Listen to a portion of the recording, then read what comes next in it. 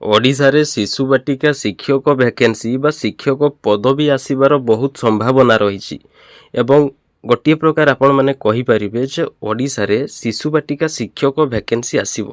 କ'ଣ ପାଇଁ ମୁଁ ଆପଣମାନଙ୍କୁ ଏମିତି କହୁଛି, କ'ଣ ପାଇଁ ଆସିବ ବୋଲି ତା'ର ଚାନ୍ସେସ୍ ଜଣାପଡ଼ୁଛି, କିଛି ସମ୍ଭାବନା ରହିଛି, ସେହି ରିଗାର୍ଡ଼ିଂ ଆପଣମାନେ କମ୍ପ୍ଲିଟ୍ ଇନଫର୍ମେସନ୍ ଜାଣିପାରିବେ ଏହି ଭିଡ଼ିଓରେ। ତେଣୁ ଭିଡ଼ିଓଟିକୁ ଆପଣମାନେ କମ୍ପ୍ଲିଟ୍ ଦେଖନ୍ତୁ ଶେଷ ପର୍ଯ୍ୟନ୍ତ, ଯାହାଦ୍ୱାରା କି ଆପଣମାନେ କିଛିଟା ଇନଫର୍ମେସନ୍ ପାଇପାରିବେ ଏବଂ ସେହି ରିଗାର୍ଡ଼ିଂ କିଛି ମାତ୍ରାରେ ଆପଣମାନେ ଜାଣିପାରିବେ। ତେବେ ଦେଖନ୍ତୁ କେମିତି କ'ଣ ବା କେଉଁ ଉପାୟରେ ଓଡ଼ିଶାରେ ଶିଶୁ ବାଟିକା ଶିକ୍ଷକ ଭ୍ୟାକେନ୍ସି ଆସିବ ବୋଲି କୁହାଯାଉଛି। ତେବେ ପ୍ରଥମ କଥା ହେଲା, ଆପଣମାନେ ଯଦି ପ୍ରଥମ ଥର ଆମ ଚ୍ୟାନେଲରେ ଭିଡ଼ିଓ ଦେଖୁଛନ୍ତି ତେବେ ଚ୍ୟାନେଲକୁ ସବସ୍କ୍ରାଇବ୍ କରିଦିଅନ୍ତୁ, ପାଖରେ ଥିବା ବେଲ୍ ଆଇକନ୍କୁ ଅନ୍ କରିଦିଅନ୍ତୁ।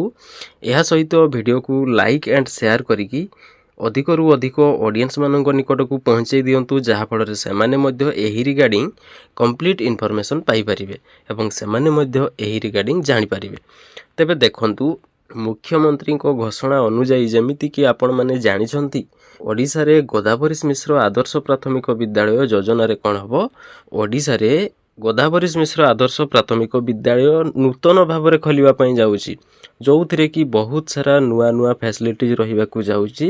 କହିପାରିବେ ଗୋଟିଏ ପ୍ରକାର ମଡ଼େଲ ବା ଅତ୍ୟାଧୁନିକ ଆଦର୍ଶ ପ୍ରାଥମିକ ବିଦ୍ୟାଳୟ ଖୋଲିବାକୁ ଯାଉଛି। ଏହା କେଉଁ ଜାଗାରେ ଖୋଲିବ ତାହା ମଧ୍ୟ ଆପଣମାନେ ଜାଣିଛନ୍ତି, ଏହା ପୂର୍ବ ଭିଡ଼ିଓରେ ମୁଁ ଆପଣମାନଙ୍କୁ କହିଦେଇଛି।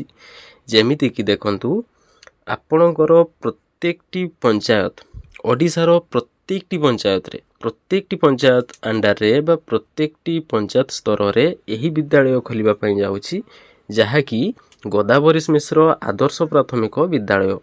ଯେମିତିକି ଆପଣମାନେ ଜାଣିଛନ୍ତି, ଗ୍ରାମ ସ୍ତରରେ ଯେଉଁ ପ୍ରତ୍ୟେକଟି ଗ୍ରାମରେ ପ୍ରାଇମେରୀ ସ୍କୁଲ୍ସ ଗୁଡ଼ାକ ରହିଛି, ସେହି ସ୍କୁଲ୍ସ ଗୁଡ଼ାକରେ ବର୍ତ୍ତମାନ ପିଲା ସଂଖ୍ୟା ଧୀରେ ଧୀରେ କମି ଯାଉଛନ୍ତି। ଆଗ ପରି ଆଉ ସେମିତି ପିଲା ହେଉନାହାନ୍ତି, ପିଲା ଯାଇକି ବେଶୀ ମାତ୍ରାରେ ପାଠ ପଢ଼ୁନାହାନ୍ତି। ବିଭିନ୍ନ ସବୁ ପ୍ରାଇଭେଟ୍ ସ୍କୁଲ୍ସ, ବିଭିନ୍ନ ଇଂଲିଶ ମିଡ଼ିୟମ୍ ସ୍କୁଲ୍ସ, CBSE ସ୍କୁଲ୍ସରେ ଯାଇକି ଆଡ଼ମିସନ୍ ନେଉଛନ୍ତି ଏବଂ ଗ୍ରାମର ଯେଉଁ ପ୍ରାଇମେରୀ ସ୍କୁଲ୍ସ ରହିଛି, ସେହି ପ୍ରାଇମେରୀ ସ୍କୁଲ୍ସରେ ପିଲା ସଂଖ୍ୟା କମି ଯାଉଛନ୍ତି। ତେବେ ଏଇ କଥା ତ ଅବଭିୟସ୍ଲି ସରକାରଙ୍କ ପାଖରେ ଏହାର ଡାଟା ରହିଛି, ବର୍ଷକୁ ବର୍ଷ ସର୍ଭେ ହେଉଛି।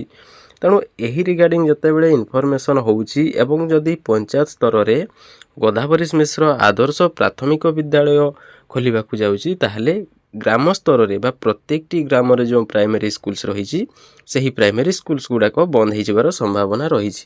ଏବଂ ଯେଉଁ ନୂଆ ସ୍କୁଲ୍ ଖୋଲିବ ବୋଲି କୁହାଯାଉଛି ପ୍ରାଇମେରୀ ସ୍କୁଲ୍, ଯେଉଁଥିରେ କି ଶିଶୁ ବାଟିକାରୁ ନେଇକି କ୍ଲାସ୍ 8 ପର୍ଯ୍ୟନ୍ତ କ୍ଲାସେସ୍ ରହିବ ଏବଂ ଶିଶୁ ବାଟିକାରୁ ଆରମ୍ଭ କରି କ୍ଲାସ୍ 8 ପର୍ଯ୍ୟନ୍ତ ପିଲାମାନେ ସେଠାରେ ନାମ ଲେଖାଇବା, ଆଡ଼ମିସନ୍ ହେଇକି ପାଠ ପଢ଼ିପାରିବେ। ତେବେ କ'ଣ ହେବ ଦେଖନ୍ତୁ, ସେହି ସ୍କୁଲ୍ ଯେତେବେଳେ ଖୋଲିଯିବ, ସେହି ସ୍କୁଲ୍ସ ମାନଙ୍କରେ ଶିଶୁ ବାଟିକା ଟିଚର ଭ୍ୟାକେନ୍ସି ଆସିବାର ଗୋଟିଏ ବହୁତ ବଡ଼ ସମ୍ଭାବନା ରହିଛି। ଏମିତି ସମ୍ଭାବନା ଏଥିପାଇଁ ରହୁଛି, ଯାହାର କାରଣ ହେଉଛି ଗାଁରେ ତ ପିଲା ସଂଖ୍ୟା ବହୁତ କମ୍ ଏବଂ ବହୁତ କମ୍ ପିଲା ପାଇଁ ଗ୍ରାମରେ ଅଲରେଡ଼ି ପ୍ରାଇମେରୀ ସ୍କୁଲ୍ସ ଗୁଡ଼ାକରେ ଯେଉଁ 45,000ରୁ ଉର୍ଦ୍ଧ୍ୱ ପ୍ରାଇମେରୀ ସ୍କୁଲ୍ସରେ ଶିଶୁ ବାଟିକା ଖୋଲାଯାଇଛି, ସେଇଥିରେ ପ୍ରାଇମେରୀ ସ୍କୁଲ୍ ପିଲାଙ୍କୁ ଏବଂ ଶିଶୁ ବାଟିକା ପିଲାଙ୍କୁ ଦେଖିବା ପାଇଁ ଟିଚର୍ସ ମାନେ ଅଲରେଡ଼ି ଅଛନ୍ତି ଏବଂ ଏତେ କମ୍ ପିଲା ପାଇଁ କ'ଣ ଆହୁରି ଶିଶୁ ବାଟିକା ଟିଚର ଭ୍ୟାକେନ୍ସି ଆସିବ ବୋଲି ଜଣାପଡ଼ୁଛି। ତେଣୁ ଗ୍ରାମ ସ୍ତରରେ ବା ଗ୍ରାମରେ ଯେଉଁ ପ୍ରାଇମେରୀ ସ୍କୁଲ୍ସ ଗୁଡ଼ାକ ରହିଛି, ସେଇଥିରେ ତ ଶିଶୁ ବାଟିକା ଟିଚର ଭ୍ୟାକେନ୍ସି ବା ଟିଚର ପଦବୀରେ ନିଯୁକ୍ତି ହେବ ବୋଲି କୌଣସି ସମ୍ଭାବନା ଜଣାପଡ଼ୁନାହିଁ। କିନ୍ତୁ ଯେତେବେଳେ ନୂଆ ଭାବରେ ଗୋଦାବରୀଶ ମିଶ୍ର ଆଦର୍ଶ ପ୍ରାଥମିକ ବିଦ୍ୟାଳୟ ଖୋଲିବାକୁ ଯାଉଛି, ସେଇଥିରେ ଯେହେତୁ ପୁରା ପଞ୍ଚାୟତ ସ୍ତରର ସମସ୍ତ ଗ୍ରାମର ବା ପଞ୍ଚାୟତ ଅଧୀନରେ ଥିବା ସମସ୍ତ ଗ୍ରାମର ପିଲାମାନେ ଯେତେବେଳେ ଆସିକି ପାଠ ପଢ଼ିବେ, ଅବଭିୟସ୍ଲି ପିଲା ସଂଖ୍ୟା ଅଧିକ ହୋଇଯିବେ ଏବଂ ଅଧିକ ଯେହେତୁ କ୍ଲାସେସ୍ ରହିବ, ଅଧିକ ପିଲା ମଧ୍ୟ ହୋଇଯିବେ। ତେଣୁ ସେଥିପାଇଁ ଶିଶୁ ବାଟିକା କ୍ଲାସ୍ ମଧ୍ୟ ରହିବ ଏବଂ ଶିଶୁ ବାଟିକା ପିଲା ମଧ୍ୟ ଅଧିକ ହୋଇଯିବେ, ଯେହେତୁ ପୁରା ପଞ୍ଚାୟତ ଯାକର ପିଲା ଯାଇକି ସେଠାରେ ପାଠ ପଢ଼ିବେ। ତେଣୁ ଏତେ ସଂଖ୍ୟକ ପିଲାଙ୍କ ପାଇଁ ଶିଶୁ ବାଟିକା ଟିଚର ଭ୍ୟାକେନ୍ସି ଆସିବ ବୋଲି ଜଣାପଡ଼ୁଛି ବା ଗୋଟିଏ ସମ୍ଭାବନା ରହୁଛି ବା ଶିଶୁ ବାଟିକା ଟିଚରମାନଙ୍କୁ ନିଯୁକ୍ତି ଦିଆଯିବ ବୋଲି କିଛି ମାତ୍ରାରେ ତାହାର ପସିବିଲିଟିଜ୍ ରହିଛି।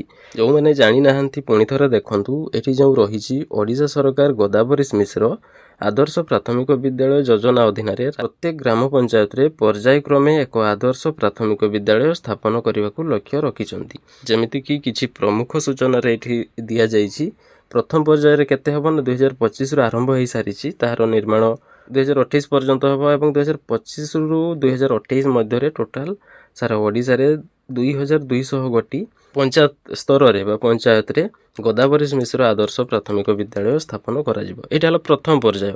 କ'ଣ ପାଇଁ ନା ଟୋଟାଲ ଓଡ଼ିଶାରେ କ'ଣ ମାତ୍ର 2200ଟି ହିଁ ପଞ୍ଚାୟତ ରହିଛି, ତାଠାରୁ ଅଧିକ ଅଛି, ଯାହାକି 6794 ଗୋଟି ଗ୍ରାମ ପଞ୍ଚାୟତ ରହିଛି। କିନ୍ତୁ ଯେଉଁ ପଞ୍ଚାୟତ ଗୁଡ଼ାକରେ ପିଲା ସଂଖ୍ୟା ଅଧିକ ଏବଂ ବଡ଼ ବଡ଼ ପଞ୍ଚାୟତ ଯେଉଁ ଗୁଡ଼ାକ, ସେଇଥିରେ ପ୍ରଥମେ 2200 ଗୋଟି ଆଦର୍ଶ ପ୍ରାଥମିକ ବିଦ୍ୟାଳୟ ସ୍ଥାପନ କରାଯିବ। ଏହା ହେଲା ପ୍ରଥମ ପର୍ଯ୍ୟାୟରେ। ତାପରେ ହେବ ବାକି ଯେଉଁ ପଞ୍ଚାୟତ ଗୁଡ଼ିକ ରହିଲା, ସେଇଥିରେ ତାହାର ନିର୍ମାଣ କାର୍ଯ୍ୟ ଆରମ୍ଭ ହେବ ବୋଲି ଜଣାପଡ଼ୁଛି। ଏବଂ ଏଇ ଯେଉଁ 2200 ଗୋଟି ଗଦାବରୀଶ ମିଶ୍ର ଆଦର୍ଶ ପ୍ରାଥମିକ ବିଦ୍ୟାଳୟ ସ୍ଥାପନ କରାଯିବ, ଯେଉଁଥିପାଇଁ ଟୋଟାଲ 12,000 କୋଟି ଟଙ୍କାର ଗୋଟିଏ ବଜେଟ୍ ରଖାଯାଇଛି। ଏହି ପର୍ଯ୍ୟାୟ ପାଇଁ ଆନୁମାନିକ ବ୍ୟୟ ଯେଉଁଟା ଗୋଟେ ଆପଣମାନେ କହିପାରିବେ। ତାପରେ ଯେଉଁ ରହିଛି ଦୀର୍ଘମିଆଦୀ ଲକ୍ଷ୍ୟ, ଦୀର୍ଘକାଳ ପାଇଁ ଯେଉଁ ଲକ୍ଷ୍ୟ ଗୋଟେ ରଖାଯାଇଛି, ଓଡ଼ିଶାର ପ୍ରତ୍ୟେକ ପଞ୍ଚାୟତରେ ମାନେ 6794ଟି ଗ୍ରାମ ପଞ୍ଚାୟତରେ ଗୋଟିଏ ଲେଖାଏଁ ଗଦାବରୀଶ ମିଶ୍ର ଆଦର୍ଶ ପ୍ରାଥମିକ ବିଦ୍ୟାଳୟ ସ୍ଥାପନ କରାଯିବ। ତେଣୁ ପ୍ରଥମେ 2200 ଗୋଟି ହେବ, ତାପରେ ବାକି ତକ ଯେଉଁ ପଞ୍ଚାୟତ ଗୁଡ଼ାକ ରହିଲା ସେଇଥିରେ ହେବ। ତାପରେ ଓଡ଼ିଶାରେ ମୋଟ ପଞ୍ଚାୟତ ଯେଉଁ ଆପଣ ଜାଣିପାରିଲେ, ପ୍ରଥମ ପର୍ଯ୍ୟାୟରେ ହେବ 2200 ଗୋଟି। ପ୍ରଥମ ପର୍ଯ୍ୟାୟରେ ଯଦି 2200 ଗୋଟି ହେଉଛି, ଯେତେବେଳେ ସେହି ସ୍କୁଲ ନିର୍ମାଣ କାର୍ଯ୍ୟ ଶେଷ ହୋଇଯିବ ଏବଂ ପ୍ରଥମ ଥର ପାଇଁ ଯେତେବେଳେ ନୂଆ ସ୍କୁଲ୍ସ ଗୁଡ଼ାକରେ ପୋଷ୍ଟିଂ ଦିଆଯିବ, ସେତେବେଳେ 2200 ଜଣ ଶିକ୍ଷକ ଶିକ୍ଷୟିତ୍ରୀଙ୍କୁ ମାନେ ଯେଉଁ ଶିଶୁ ବାଟିକା ଶିକ୍ଷକ ଏବଂ ଶିକ୍ଷୟିତ୍ରୀଙ୍କୁ ସେଇଥିରେ ନିଯୁକ୍ତି ଦିଆଯିବାର ବହୁତ ସମ୍ଭାବନା ରହିଛି।